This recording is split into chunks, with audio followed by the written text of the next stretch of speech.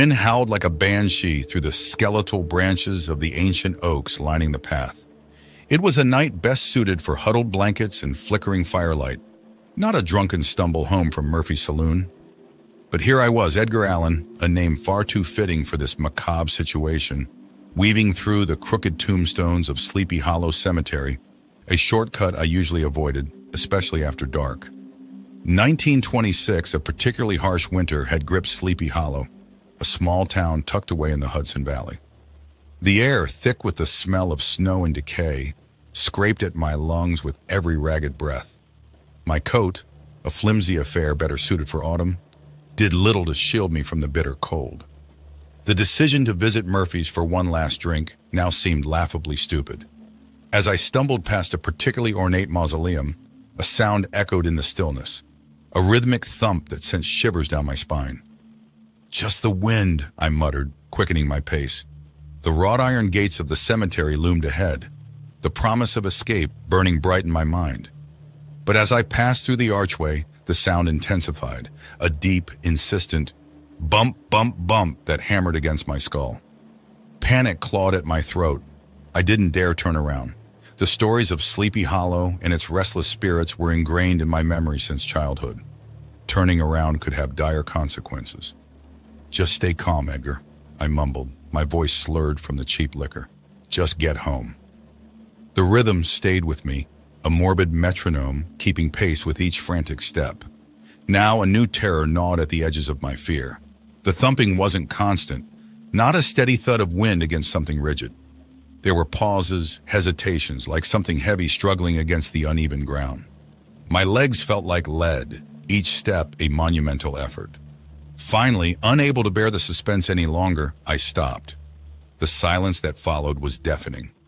Taking a deep, shuddering breath, I slowly turned around, and there it was. At the far end of the moonlit path, barely visible through the gnarled branches of a weeping willow, was a coffin.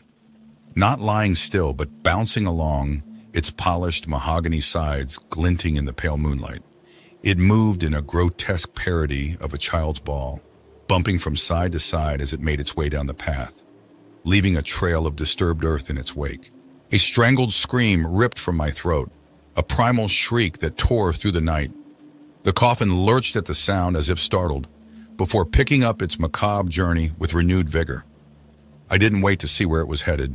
With a burst of adrenaline, I sprinted towards the town lights flickering in the distance. The next leg of my journey is a blur. I don't remember the cold biting at my exposed skin or the rasping of my lungs. All I saw was the coffin gaining on me, its rhythmic bumps the only sound in my world. I careened through deserted streets, weaving between houses, fueled by sheer terror. The back door of my ramshackle house offered a brief respite. I slammed it shut, throwing my entire weight against the rickety wood. The flimsy lock gave way with a deafening crack, but thankfully the door held. The thumping started outside, a heavy, insistent rhythm that seemed to vibrate through the very walls. Panic surged through me once more. This flimsy door wouldn't hold for long. My eyes darted around the room, landing on the medicine cabinet hanging above the sink. My only hope. With a shaking hand, I fumbled with the latch, the sound of the approaching bumps amplifying with each passing second. The cabinet flew open. Cough syrup. That was all I had. Not exactly a weapon, but it was the only thing within reach. As the door splintered under the assault from outside, I grabbed the bottle, desperation lending me strength. The bathroom door flung open, revealing the source of the macabre ruckus. But what I saw wasn't a decaying corpse rising from the dead. Instead, standing under the dim glow of the bare bulb, blinking owlishly, was a young woman, her auburn hair cascading down her shoulders, her eyes wide with surprise and a hint of annoyance. The bottle of cough syrup, poised for attack, slipped from my grasp, clattering harmlessly to the floor. The woman stared at me, then at the fallen bottle, a slow smile creeping onto her face. "Well, that was dramatic," she drawled, her voice laced with amusement. "Care to explain why you just threw cough syrup at me?" My jaw hung slack, my brain struggling to process the scene before me. The terrifying, self-propelling coffin was gone, replaced by a bewildered-looking woman. My initial fear quickly morphed into something more akin to bewildered outrage. You were in the coffin, I stammered, finally finding my voice. You were chasing me. The woman raised an eyebrow, amusement flickering in her hazel eyes. Chasing you? Why on earth would I do that? You were bumping down the street in a coffin.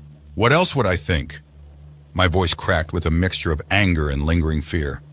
She leaned against the doorway, her gaze lingering on the fallen bottle of cough syrup before meeting mine again. A hint of understanding dawned on her face. Oh, that, she sighed. That wasn't a coffin, silly. It was a giant, well, a very large marionette. A marionette? I echoed, completely bewildered. Yes, a marionette, she confirmed. I was practicing. Practice marionette. My initial fear evaporated, replaced by a wave of irritation.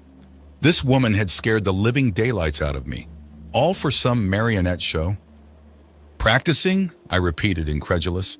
At 3 a.m, in the middle of the cemetery? By chasing someone through town? The woman winced, a blush creeping up her cheeks. Look, I apologize. I didn't realize there would be anyone out this late, especially in the cemetery. Well, there wouldn't be, I retorted, if someone wasn't scaring people half to death with their oversized puppet. She ran a hand through her hair, clearly flustered. It's not just any puppet. It's a life-sized marionette for a performance next week. I needed some space to practice, away from prying eyes. I thought the cemetery would be deserted. Her explanation, while far from ideal, made a sliver of sense. My anger simmered down, replaced by a grudging curiosity. So why was it moving by itself? She chuckled, a low melodic sound that surprised me. It wasn't. See this? She pointed towards a thin cord trailing from her hand, almost invisible in the dim light. That's the control string. I was practicing the walking sequence. Guess I wasn't being very subtle. I looked at the string, then back at her. She didn't seem dangerous, just incredibly careless. A sigh escaped my lips. All right, miss. Marionette enthusiast, I drawled. I suppose I owe you an apology for the cough syrup. Just, maybe next time, choose a less traumatic practice location. Absolutely, she said, her voice sincere. I wouldn't want to give anyone else a heart attack. There was a beat of silence, filled with the dripping of a leaky faucet and the echo of my own racing heart. Then a strange thing happened. A smile, hesitant at first, then growing wider, spread across my face. So, I said, unable to explain the sudden impulse, what exactly is this marionette show about? A mischievous glint appeared in her eyes. It's a secret, she teased, leaning closer. But perhaps, if you promise not to faint from fright this time, I might give you a sneak peek. And with that, a strange sense of anticipation settled over me. The encounter had been a terrifying one. But something about this woman, this Amelia as she introduced herself, intrigued me. Maybe, just maybe, the night wouldn't be a complete disaster after all.